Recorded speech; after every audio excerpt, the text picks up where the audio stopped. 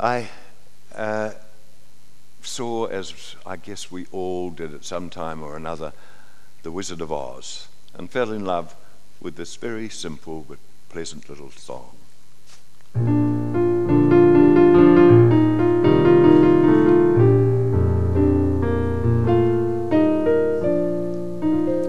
Somewhere over the rainbow, way up high, there's a land that I heard of once in a lullaby.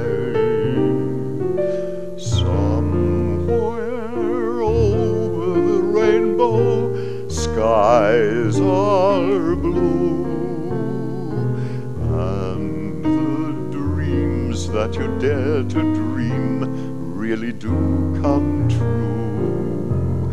Someday I'll wish upon a star and wake up where the clouds are far behind me, where troubles melt like lemon drops way above the chimney tops. That's where you'll find me. Somewhere over the rainbow, bluebirds fly. Birds fly over the rainbow.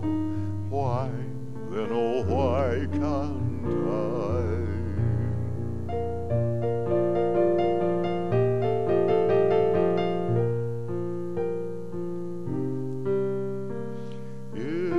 Happy little bluebirds fly beyond the rainbow.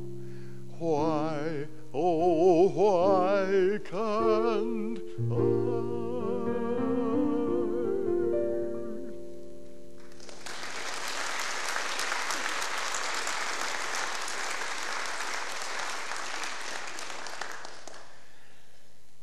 During the slump and the war years, times were quite tough, but as kids we had a wonderful home life, and very loving, caring parents, and I always remember they always managed somehow to give us a Christmas or summer holiday, even if it was only 5 miles away and we got there on our own bikes.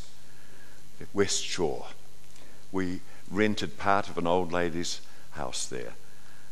Those were wonderful days at the beach. Sunny days. I don't remember any rain. And years later at the Nelson Evening Mail, I asked the Met Office if they would check up for me. And they went back and they came to me later and said, no, you're quite right. Through the mid-1930s, there was a long spell of hot, dry summers with virtually no rain. So it wasn't just childhood imagining, you know. But West Shore Beach was glorious then. It was all sand.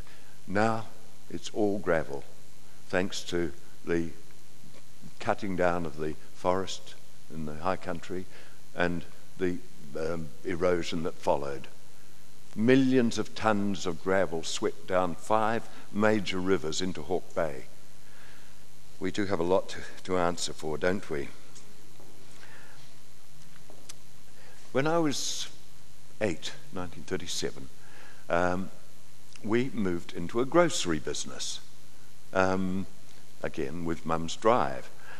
Wilma and I were part of the team, and after school we weighed up all the bulk goods, and there were many then. There was flour and sugar and oatmeal and wheat and potatoes and of course raisins and sultanas and dates. They all came in bulk and all had to be weighed up into brown paper bags.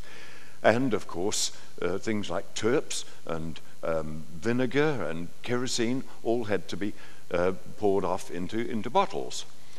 I also delivered groceries all over Napier South. But it was part of the Scottish work ethic, I think, and we never questioned it. It was just par for the course. And I also, from 12 to 17, had my own paper run, and became the largest, hairiest paper boy in town, I think. At 17, I certainly was. But I bought most of my own clothes with what I earned there, and began buying some of the books that now load my shelves. We also had some wonderful farm holidays, especially through the war years. And Wilma went off to the Halliburtons at Kota Maori, which is just near Lake Tutira, and loved every minute of it there. I went to the Glennies, 60 miles or 60 kilometres north of Wairoa. And from age 9, I used to put my bike on the rail car, get off at Nuhaka, and bike the 12 kilometres on a gravel road to the farm with my suitcase on the handlebars. May Glennie was a Scottish nurse who came from the same village as my father, Roslin. And she had nursed Arthur Glennie when he was invalided back from the Western Front in World War I, and eventually married him and came to New Zealand and brought her broad Scots accent with her to the farm at Mauriri. May was firm but kindly to me in the house. Arthur was like a big brother on the farm. I loved being out with him. I learned to ride Pilot, who was a heavy-duty farm hack, and rode all over their hill country farm with Arthur. In the summer, helped with the haymaking, helped in the shearing shed, gorged myself on plums in the orchard.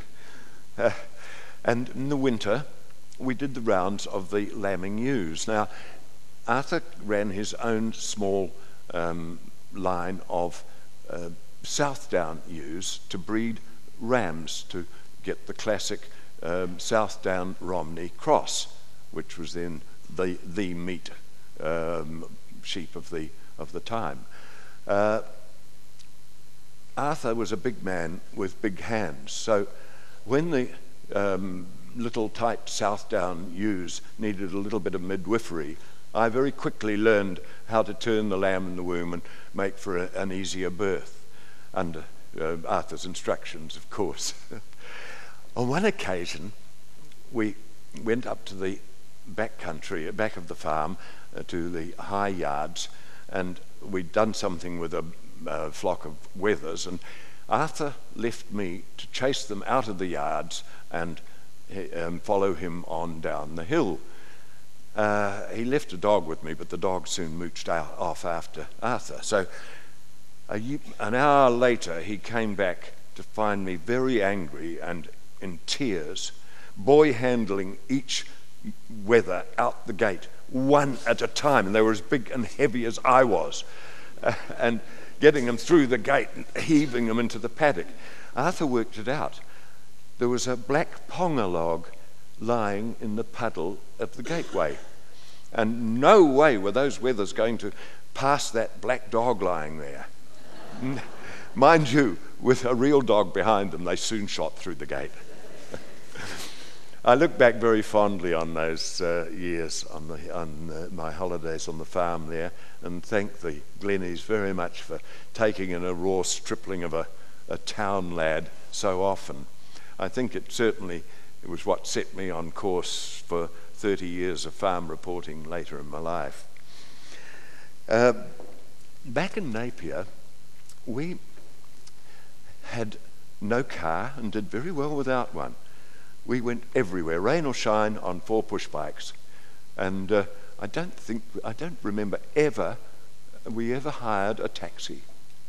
I don't think I'd be the only one in that category either.